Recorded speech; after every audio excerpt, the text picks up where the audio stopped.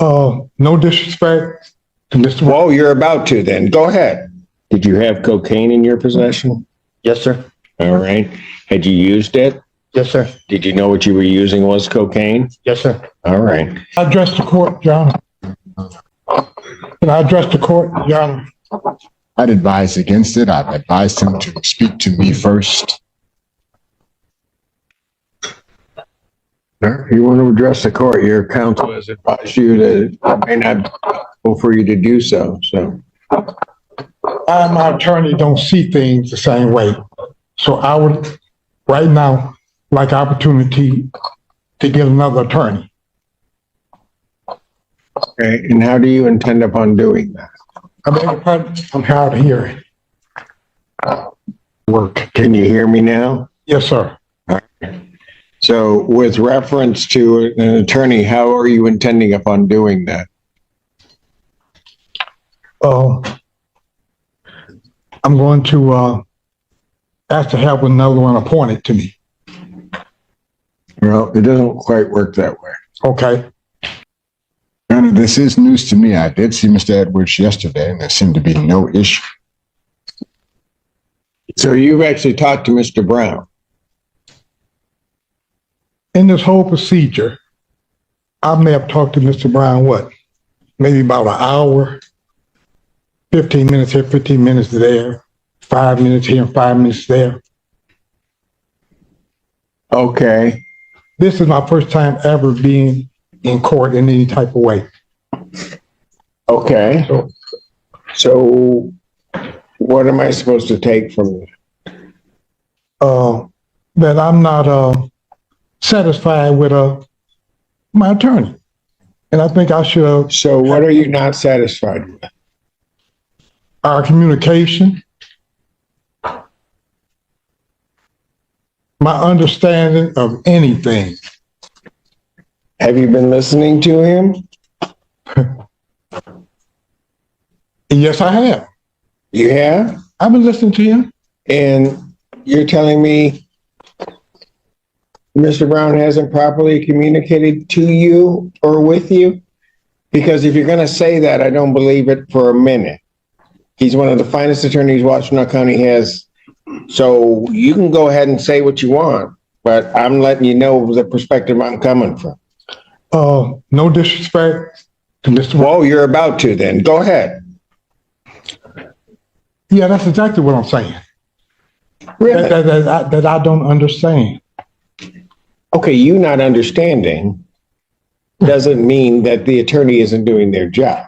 I don't see a basis upon which to take Mr. Brown off this case. Now, if you want to hire your own attorney, you can go ahead and hire your own attorney. Okay, that'll be the next procedure that I'll try to do then. So you're going to try to hire your attorney. How much time you need to do that? I'm not sure, sir. I don't know. Well, I got to set a date. How much time do you need? You don't like the best that Washtenaw County may have to offer, and now you want to hire somebody else. How much time do you need? Well, first of all, I got to try to come up with some money. Oh, Okay. Then second of all, I have to have someone to help me find an attorney. mm-hmm. How long do you do that? Is it a such thing as a pro bono attorney? A what? I may not be pronouncing that correctly, but I'm a lot of judicial work there. Pro bono? Pro bono attorney, yes. A pro bono attorney. Yes. Meaning one that is a good attorney that you're not paying for? Yeah, yeah. That's what you want? Basically, that's what I'm saying. Yeah. Okay, so you realize standing next to you is one of the best that you're not paying for right now. Yeah, no. I know, I'm shocked. I wouldn't challenge that. I wouldn't challenge that. You would? I wouldn't challenge. I said, I'm not saying he's not. I'm just saying. Oh, so now you're not saying he's not. I've said what I've said. Mm-hmm. And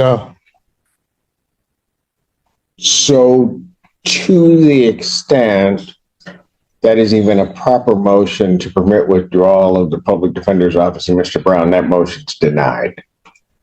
I don't see a basis upon which to do it. So, Your Honor, what I'm going to ask to do is to adjourn this for 1 week so that, 1 week? yeah, so that my client and I can have a chance to talk and find out the nature of his discontent. Our cause conference will be adjourned. 1 week as what, the 6th? June 6th, 2024. 9 a.m. as your invite indicates. Bond will continue. All right, Mr. Edwards, I'm going to make a suggestion to you before you take those off. Beg your pardon? I'm going to make a suggestion to you. Yes, sir. Rather than doing a whole lot of thinking yourself, when Mr. Brown comes and talks to you, maybe you ought to listen to him. And then if you have questions and you may not understand something he's saying, you should probably just ask it. And then you'd have probably a better understanding of what's going on, and we don't have to go through this again. Thank you. Have a great day. All right, guys, let's break this down. The defendant tries to fire his court-appointed attorney mid-hearing, claiming bad communication and confusion. The judge doesn't buy it for a second. He openly defends the lawyer's reputation and exposes the weakness of the complaint. What looks like dissatisfaction is really misunderstanding, and the court refuses to reward it with a reset button. Your Honor, this is day and time set for PCC. We respectfully request that to set this for exam. I have a community corrections bond violation. Yes, Your Honor, I have discussed that matter with my client, and we are also ready to address that as well with the court. Why don't you address that before I set it for anything? Pardon me, Your Honor? Why don't you address that before I set it for anything? Absolutely, Your Honor. So I did speak about this with Mr. Obich. He represented to me that he did not report to community corrections since his release from the jail. Upon his release from the jail, he did not receive any bond violation or bond paperwork or anything like that, and was not aware that he had to report. Upon finding out that he did have to report last Thursday, May 23rd, he states that he called community corrections and spoke to someone. From what date is he saying he didn't know he had to report? When he was released from the jail, I believe on the 11th, Your Honor, is that correct? I believe it was a Saturday. No. On the 11th of May? I believe so, Your Honor. And he said he did, upon his release, didn't receive paperwork and then had not reported at all until May 23rd. He states that he did call and speak to someone. He does not recall the name. And they told him to just keep calling his number every day, which his number is 5. And since last Thursday. So why did he start calling on the 23rd? Because I called him and told him that a warrant may be on its way and to get in contact with community corrections immediately, which he did. He represented to me that he did call community corrections. They advised him to continue calling every day with his number. He represents to me that he has been doing so every day, that they have been open since last Thursday. He states to me that his number is 5 and that number 5 has not been called since last Thursday. He did also state that he is 1,000% ready, willing, and able to test. He is willing to do so right now. He just did not realize that upon his release from the jail that he had to go do so. So he actually is. So he was testing before. Yes. And then he put in jail. Yes, Your Honor. Comes out of jail. So explain to me the rationale why testing wouldn't have continued. Because he has another pending case, Your Honor, in circuit court with other counsel, and to my understanding, bond conditions have changed in that case. Had what? Had changed in that case. And Mr. Obich represents to me that he thought they had changed in this case as well, and that he was no longer required to test, but he is ready to test today. So in a circuit court case, he's not required to test anymore? That's what he states to me, is that. Can I speak? So I'm confused because I have these different court dates, but they're trying to put it under a global resolution. So I don't understand where and when or what I'm supposed to follow on, because sometimes I go to this court and it's everything's under a global resolution. So I'm really confused on where I even begin to what I'm supposed to do. Why was he remanded on the circuit court case? I don't know, Your Honor. He has private counsel. It's positive cocaine test. Yeah. And he is required to test in his circuit court case. Those conditions have not changed. He has the exact same bond violation report in that file that he has in this case. I was unaware of that, Your Honor. He does have private counsel in that matter. I was just told that his bond conditions had been changed by Judge Slay at some time.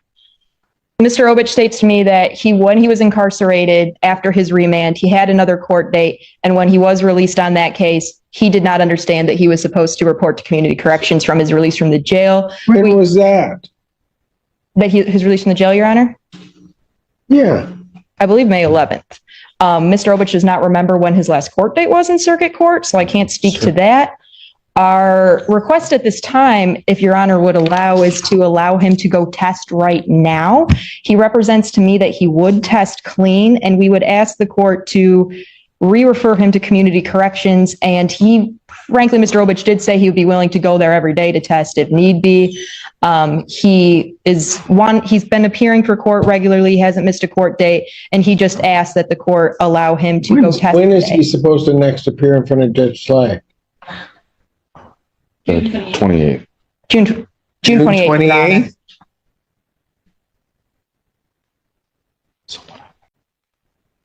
Now the focus shifts to a bond violation, and the excuses start stacking up. The defendant claims he didn't know he had to report or test after release. The judge carefully peels that apart, pointing out prior testing requirements and parallel court orders.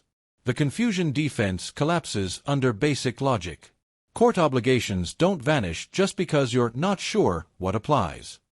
We're not setting this for anything. He's going to have to try to figure out a way. If he's got private counsel, you're going to have to contact them to try to do that. Did you have cocaine in your possession? Yes, sir. All right. Had you used it? Yes, sir. Did you know what you were using was cocaine? Yes, sir. All right. And what happened that makes you think that you were disorderly on that date and at that location? I was weaving in my vehicle. You were weaving in your vehicle? I mean, I knew I was under the influence of cocaine. Yes, sir. I mean, I don't understand what you're saying. No, I hear you, but how does that? If I can. Yes, go ahead. Mr. King, you also were in possession of a double-edged, non-folding knife at the time for this offense. Yes, sir, I was. And it was carried in your vehicle at that time. Yes, it was.